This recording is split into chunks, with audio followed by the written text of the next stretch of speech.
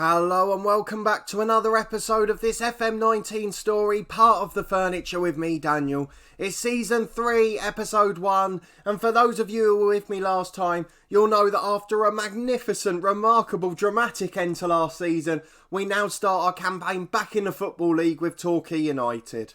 That's right, today we'll be playing our first league game of the season against Stevenage away from home.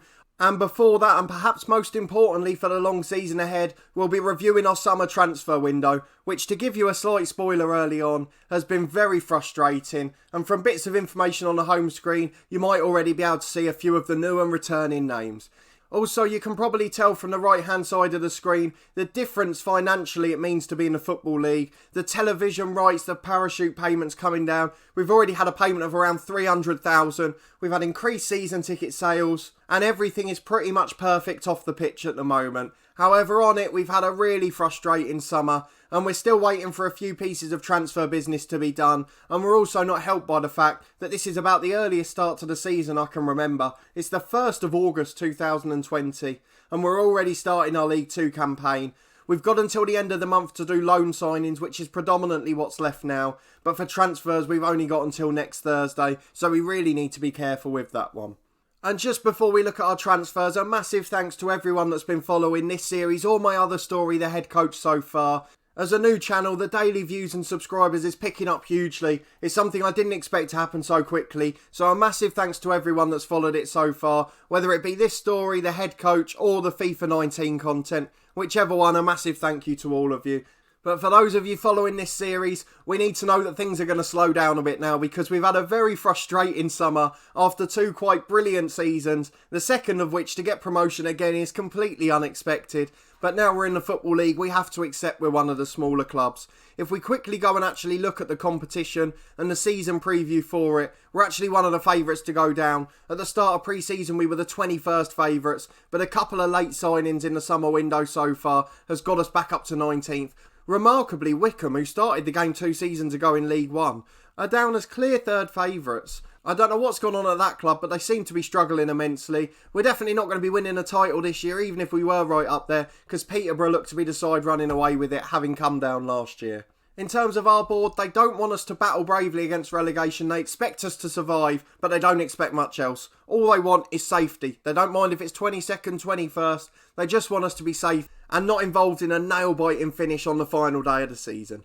So let's go and look at the summer transfers. Just to let you know, because of the ones we've done, there are a few other bits ongoing at the moment, which we'll come back to in a second. You can see we've still got plenty of transfer and wage budget left. But let's look at the transfer history. A few released players going out. Ryan Dixon, who we tried to keep on as a coach, but unfortunately he didn't want to stay.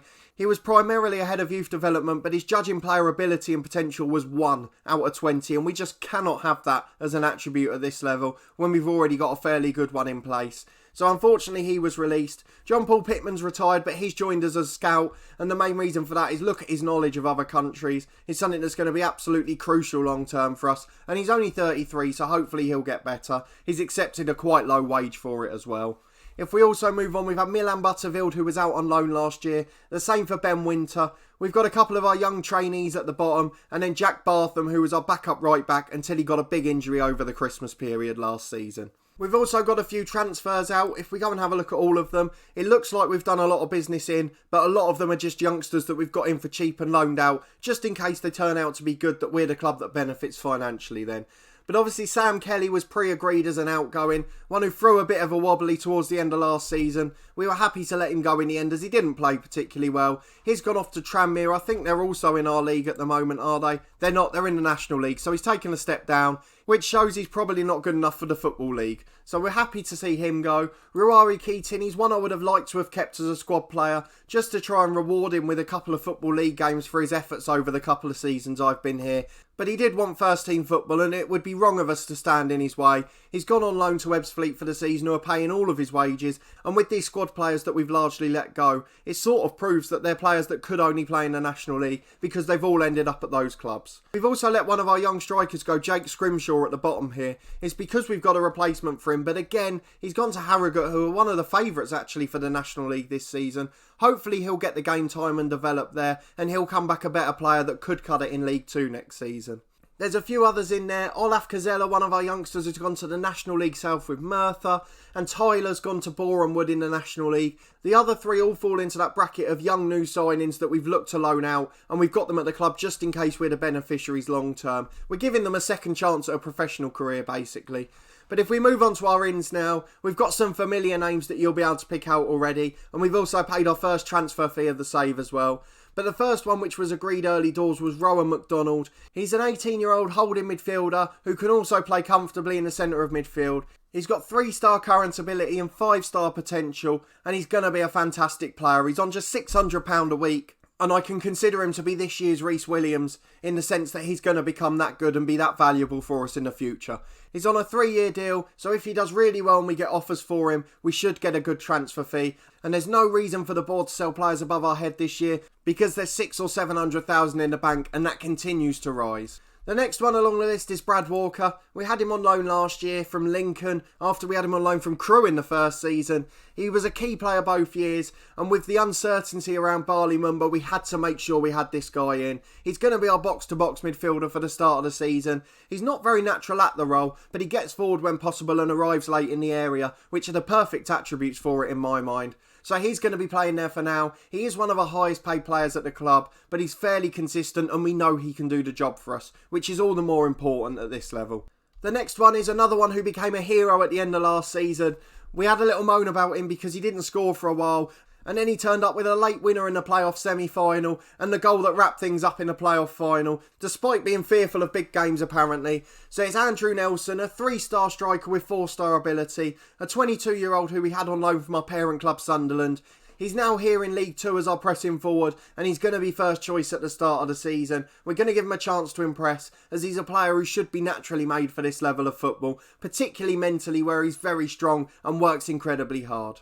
Now we're on to the new signings. Most of them are youngsters that we're going to give a chance to or loan out. But this one, Tom Walker, he's been floating around in non-league for a few seasons and always been available as a non-contract player who's been significantly better than the level he's been playing at. So he's a left winger, he's 24 years of age, 2.5-star ability, 3.5-star potential.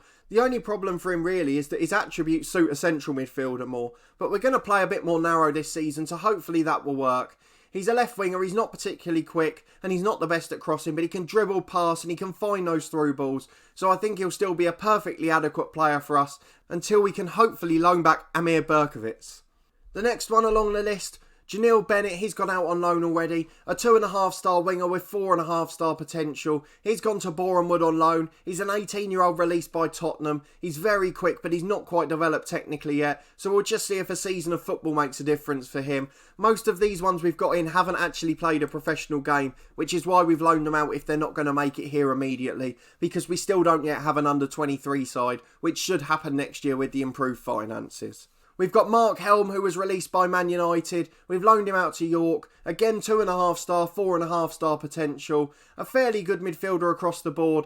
To me, he just looks like one who needs a season of football. He's got a balanced personality and decent enough determination, so he should be alright. It's just a case of getting him some game time. The next one is one who's going to be in our first team. Armando Broja. I think that's how it's pronounced. Apologies if it's wrong. He's an 18-year-old Albanian striker that was released by Chelsea. He's got 3.5-star current ability and 5-star potential. And what a find this was by our scouts. On £925 a week. He's a good player across the board. He's an absolute monster physically. The only problem we have is a bit of a target man at the moment. So we're trying to work on him mentally to become a bit more of a pressing forward and to play facing the goal more often, which is important to the way we play with quick counter-attacking football. But he's been a good trainer so far, and I have no doubts that he'll be doing well for us. The next one is Max Ram, who we've loaned out again. A centre-half, 2.5-star ability, 4-star potential this one's got. He's fairly solid across the board. He just needs a season of football yet again. Released by Nottingham Forest, has never played a professional game, and he'll hopefully get that with Eastleigh, who are in the Vanarama National South this year, after finishing bottom when we got promoted last season. A left footer, so he could be part of a well-balanced defence moving forward. We've just got to see how a lot of these youngsters react to a season of football. Next along the list, Josh Hoisey. We haven't been able to loan him out yet. Again, I apologise if it's pronounced wrong. 2.5-star ability, 4-star potential, again on one of the minimum contracts, £160, £170 a week. Decent physically, okay mentally, just needs to develop and get a season of football, which hopefully we'll be able to find for him before the window finishes. We've also announced a partnership with our affiliate local club Truro City. I know local's a bit of a stretch with the mileage, but they're obviously playing at Torquay in real life at the moment. And they're a club that we can probably help out and try and get them up towards the National League, despite their small budget. So here's another one that's a relatively low risk. If he doesn't make it, we've just lost £150 a week. We've then got a familiar name, but not from this story. He's a player that we had at Dover in FM19 in the head coach, Alex Pike. He's a 3-star right back. He apparently hasn't got much more potential. He's just fairly solid across the board. With Bartram being released and having Darren White at 31, who also gets called up for international duty with New Zealand, we needed to make sure we had a solid cover option there, and Alex Pike is just that. So he's going to be a bit of a rotational option at the moment, and as Darren White declines over the season, he'll probably come into it a bit more. But again, for just £700 a week, it's not a bad deal at all, and a fairly solid backup for us at this level. Next is Aaron Davis. We're starting to get to the first team players now. He's a key player, a centre-half on £1,300 a week. Released by Fulham, where he actually did play a couple of professional league games. He's a 22-year-old Welsh player, 3-star ability, 4-star potential. And the main reason we signed him over other rivals is not just because he's fairly quick for a centre-half, but he's got a jump in reach of 15. And you'll know if you've been following the series last season, we lost Reece Williams and it really harmed our set pieces. So hopefully this guy will fix that issue for us long term. The other problem we've had is with Jakub Sokolic. He's had his head turned by offers from Southend and from Brno over in Czech Republic, where he's originally from. So I've got no doubts that he'll probably be off if we get near to 100,000. And having a natural made replacement of a similar or slightly better quality is always a brilliant thing to have. Next is Nick Freeman, the penultimate signing so far. He is our top earner at the club on 1,400. We were so desperate for a right winger. Cairo Edwards-John went back from his loan and wasn't good enough for this level. We've still got Bobson Balling and that youngster Bennett, but we didn't really have an out-and-out winger. We've brought Freeman in. He's come from Wycombe, where he's played a multitude of games. He's got lots of experience at this level, which is important. And he's 3-star ability with 4-star potential, and at 24 he could develop further yet. He looks a bit more like a traditional winger, very good physically, although not the quickest, but he can dribble, he's got good technique, and he works fairly hard. He just looks like a solid player across the board, and will get us through this season for sure. He's not been the best trainer so far, but he's just coming back from injury, so we do want to give him a little bit of a chance before we call him lazy. And the last one is a very familiar name from Season 1. When the chance came up to get this guy who was transfer listed, our scout let us know straight away and we couldn't turn it down. Alex Bass, the 22-year-old keeper, the hero in the National League South, as we absolutely dominated Billericay in the league. 3.5-star ability, 4.5-star potential. Very similar at the moment to Jamie Jones, but has far more potential going forward. And Jones again is into his 30s, and we're happy to let him go if this guy's going to be the first choice.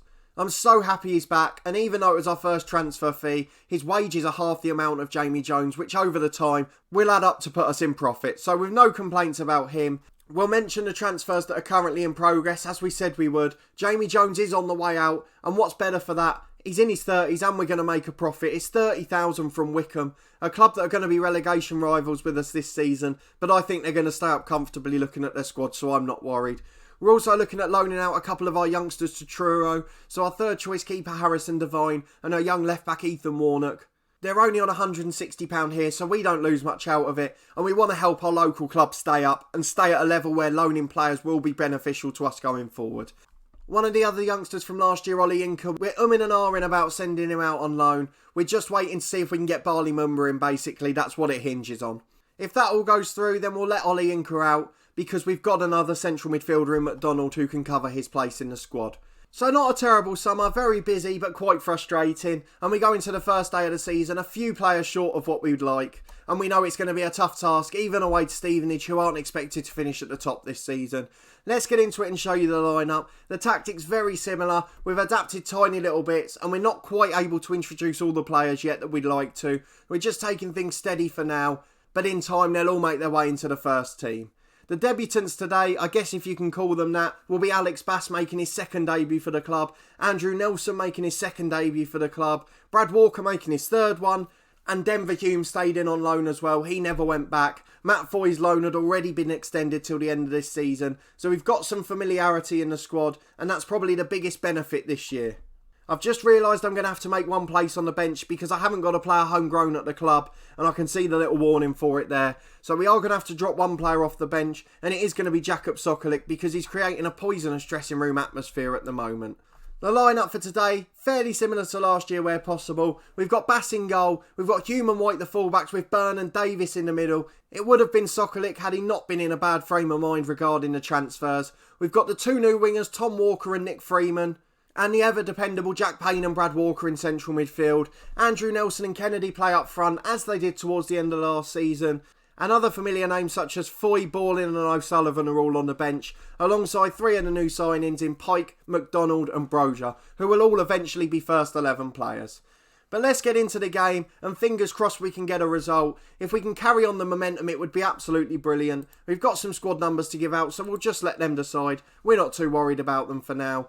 We're playing against the 4-3-3. The 4-4-2 is going to be less familiar as we move up the league, so we've got to expect in this division we're going to play a lot of different formations. And we go into our first day of the season away from home, hoping to pull off an absolute miracle. But it's Stevenage with an early corner. It's gone over everyone to the back post. Nugent's been forced out as far as Ben Kennedy. Kennedy on the edge of the box has been taken wide. Now Rose on the left, back into Kennedy in the box again. Back to Ferry and Ball on the edge. Ball with a shot, but it's blocked, and now we can counter. Brad Walker bringing it over halfway to Macau Kennedy. Kennedy's got men over on the right in Nelson. Nelson beats the man. He's got two in the middle if he can find them. He's been challenged, but he's won the ball back, and the cross is deflected behind for a corner. But what a promising start on the counter. And after 90 seconds, we've got our chance with White's corner. Byrne up in the air, but loses out to Cuthbert, who's still there, the former Luton man. He can't be very quick in his third season. He's got to be in his 30s comfortably now.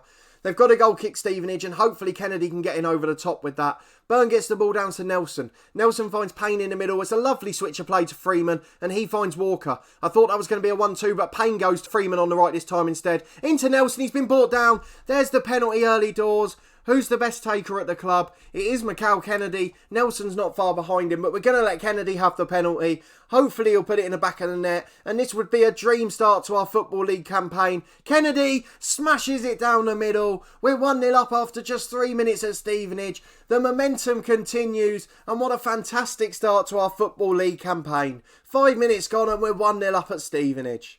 We're 20 minutes in now, not many highlights to speak about, which is a good thing. The less we see, the more likely we are to hold on. Davis with the ball over the top finds Cuthbert, the right back for Stevenage. He goes long over the top. You can see their game plan immediately. It's like being in the National League again watching this. Sanupe inside to Ball. I apologise for any pronunciations, but some of them will be right. Kennedy gets the ball from Nelson and just charges at the defence, beats two men and has the shot from the edge, but it goes towards the bottom corner and the keeper saves comfortably.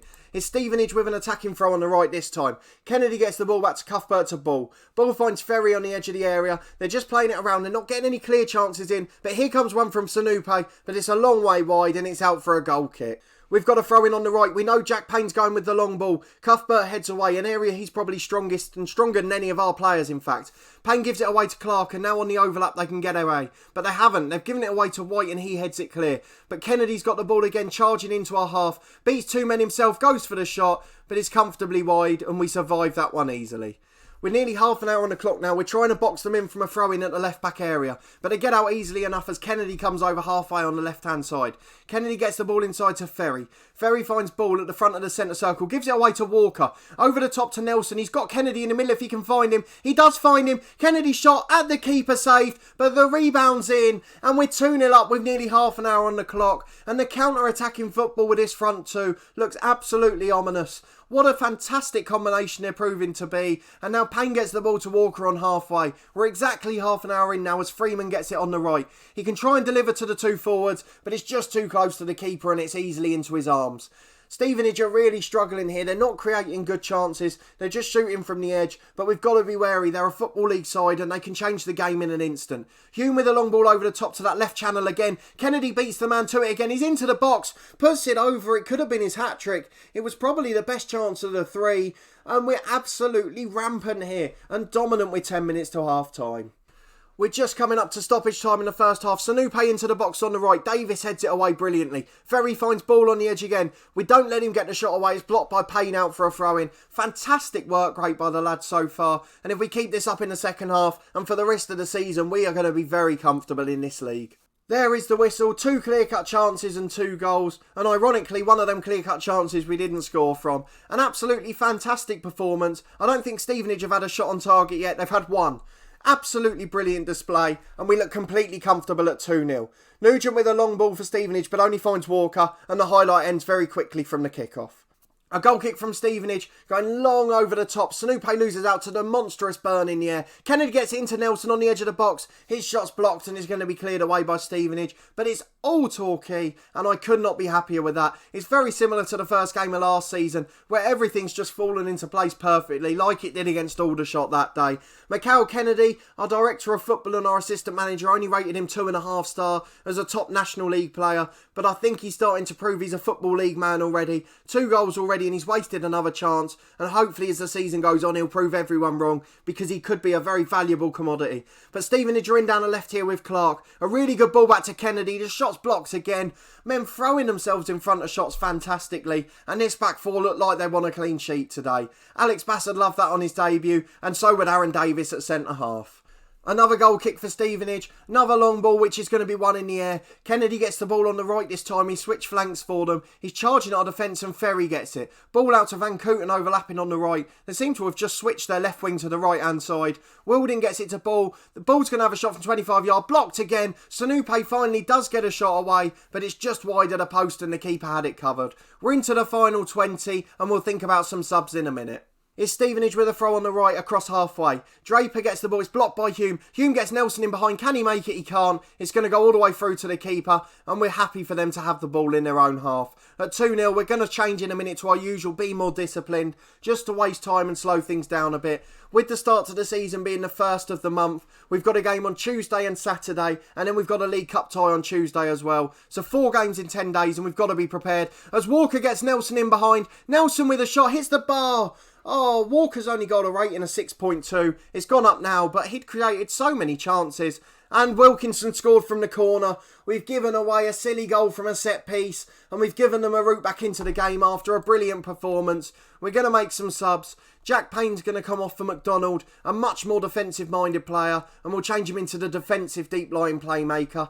Nelson's had an average game up front, so we'll bring on Broja for his debut. Physically strong and someone who can hold up the ball, which is actually useful at this point. We'll save the third sub for now and make a time-wasting sub in the 90th minute, but we are going to go to our team instructions. Time-wasting, be more disciplined, and slow the ball down when the keeper's got it. And with 10 minutes to go, after a game of domination, it's now a case of holding on. You can say Stevenage have had 2/3 of the possession, but we've dominated the chances as Hume's long throw. Broja gets the ball down on his debut. It's cleared away by Nugent and it's going to find Sanupe on halfway. I'd hate to give the game away after this performance. Walker wins it back with a header. It's gone straight to the Stevenage right back, but he did enough there. A long ball over the top. Hopefully Davis will deal with that comfortably. He does. Will he get rid of the ball? He does out to Walker on the left. A lovely ball, composed stuff. Down the channel to Kennedy. Kennedy's got a man in the middle. It's Broja on his debut. He's hit the bar.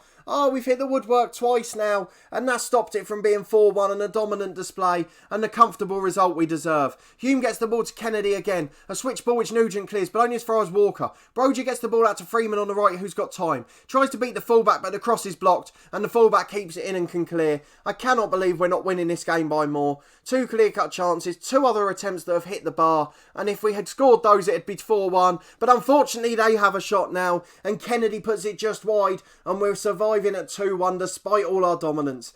Kennedy on the end of the throw. It's Broja who knocks on the goal kick. Walker gets the ball on the left. It's blocked behind for a corner and we couldn't ask for more at this point. Hopefully they'll take their time over it. Just 2 minutes of stoppage time added on to the last minute. White's going to take the corner. He's taking as long as he can. It's absolutely brilliant. Delivers to the back post. Burn loses out. He's headed away to the edge, but we get a free kick. Walker into Davis is knocked away. Kennedy's going to clear it now. It's over the top to Sanupe, but hopefully Hume will get there. He does, and he's going to clear it long over the top. Straight to the left left back for Stevenage in fact. He's cleared it over the top as well, but it's straight back to Hume. They're just playing between the two of them. He's hit it exactly the same place again. Martin clears it this time, but only as far as McDonald. Kennedy gets the ball up towards Broja, but he's headed away by that left back Martin again. Freeman down the right wing's going to try and deliver. Finds Brad Walker, who loses out, and Ball can bring it away. We're into the last minute of stoppage time, and we're just going to drop to defensive instead now. We don't want to be staying on a balanced mentality now, and we're going to make our other sub in a minute just to time waste a few seconds. Freeman over the top, but Van Kooten will clear in the right back area.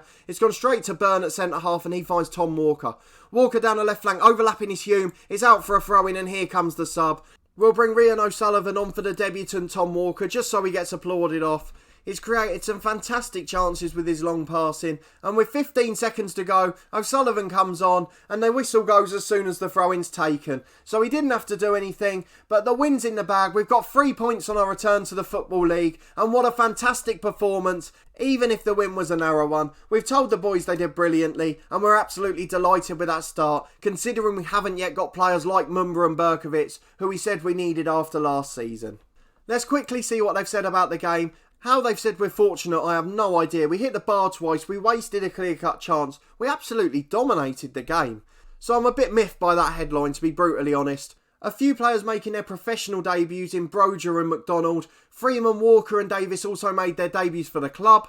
And Mikhail Kennedy was the star of the show with a brace.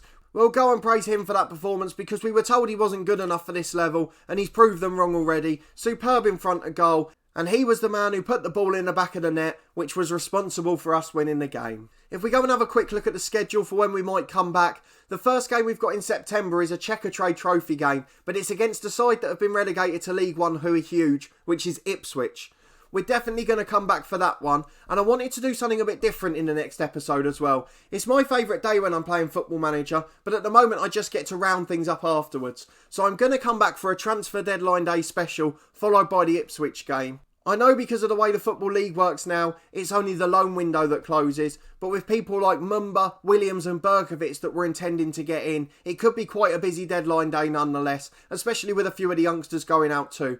So I just wanted to give you a bit of an insight into the process on deadline day.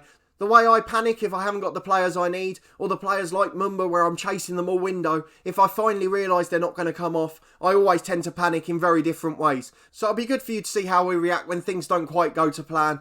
And of course, although it's the Checkatrade Trophy in a format that I just don't agree with at all, it is Ipswich Town and it's the biggest game bar the Huddersfield one that we've had in the series so far. So we'll show you that one as well. But that will be all for this episode. A massive thanks for watching this extended first episode of the season. I realise we've got on to about 25-30 minutes now with all the transfer news and a dramatic first game of the season. But we got the 3 points, which is great. Let me know in the comments where you think we're going to finish this season. Get your predictions in early. Obviously, we're not going to get promoted this year. The momentum won't last the full season. But do you think we'll stay up, and how comfortably do you think we'll do it? Subscribe to the channel for daily Football Manager content from this story part of the furniture with Torquay United and our other FM19 series, The Head Coach, where we're back in England now with Slough Town. After the success levels we had in the first couple of seasons of that story, we're in stark contrast to what we've had in this one. Finally, we'll have our FIFA 19 lower league career with Crew Alexandra every Friday. But a massive thanks for watching this one as always, and we'll see you next time.